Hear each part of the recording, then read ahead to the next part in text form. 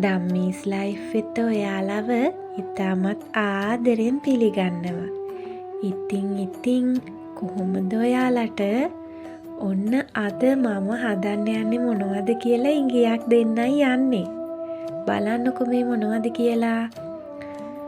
අපිට පුළුවන් විදිහට ගස් 4-5කම මෙන්න මේ විදිහට දාලා තිබුණු බණ්ඩක් අයට ටික පැලවෙලා මෙන්න මේ විදිහට පළදාව දෙන්න පටන් අරගෙන.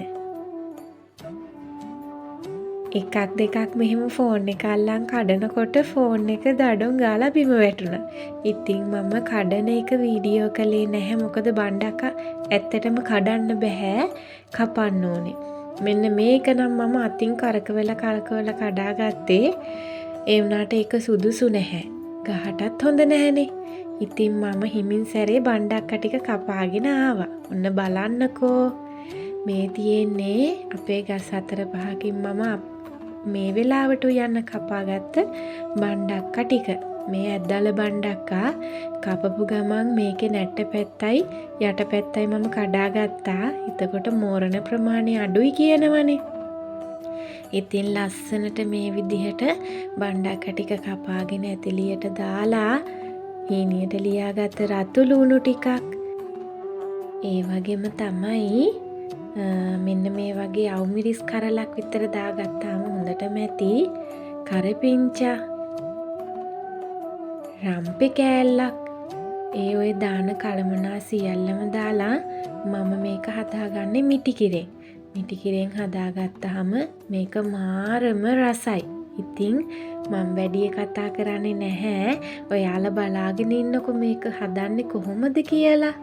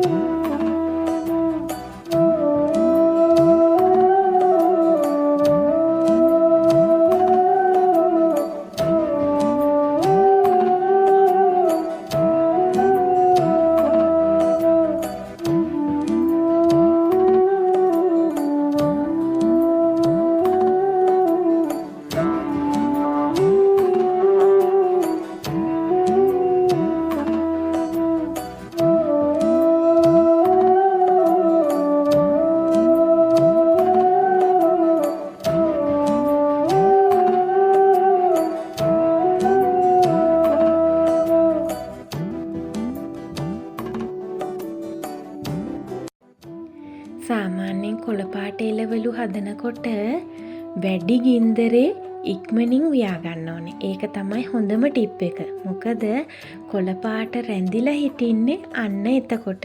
මද ගින්නේ චුට්ට වැඩි වෙලාවක් උයා ගන්නකොට අර කොළපාට ඉක්මනින්ම නැති වෙලා යනවා.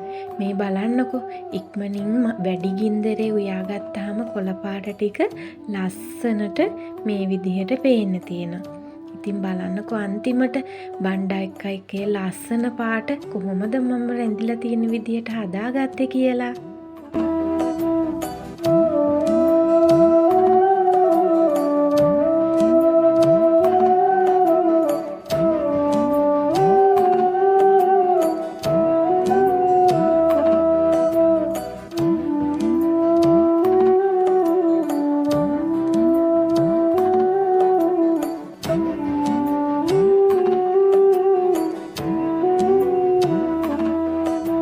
ඔන්න ඉතින් සුපුරුදු විදිහටම බත් එක බෙදාගන්න තමයි හදන්නේ උණුවෙන්ම.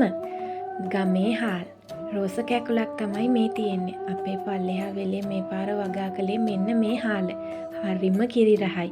ඉතින් මේ විදිහට බත් එක බෙදාගෙන බලමු මොනවද අද මම බණ්ඩක්කා එක්ක ගලපලා හදලා තියෙන්නේ කියලා.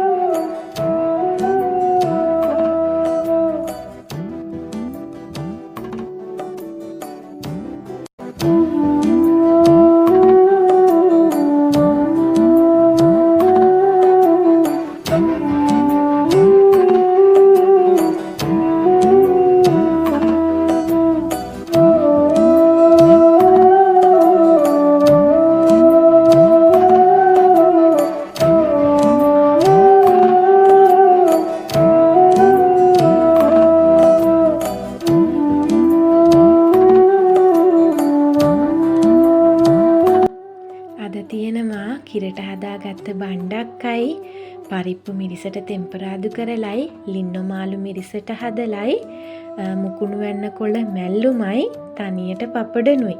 බලන්නකො මේ රස ගැලපුම කොහොමද කියලා. ඔන්න ඉතින් වැරණිය මිරිස් ගහේ කරල් දෙකක් ඉදිලා තිබුණා. මං ඔන්න ඕක පළල ලුණු වතුර තියලා තම්බලා ඊට පස්සේ චුට්ටක් ටෙම්පරාදු කරලා ගත්ත තෙල් චුට්ටක් දාලා. ඒක මාරම රසට මේ බත් එකට ගැලපුණා. අනේ ඉතින් මේ බෙදාගත්ත බත් එක මගේ නන් නෙමෙයි මහත්තයාට තමයි බත් එක බෙදේ. ඒ වුණාට මෙන්න මේ රස බත් එකේ අපි හදපු මේ බණ්ඩක්කා කෑල්ලක් කාලා බලමු කොහොමද රස කියලා.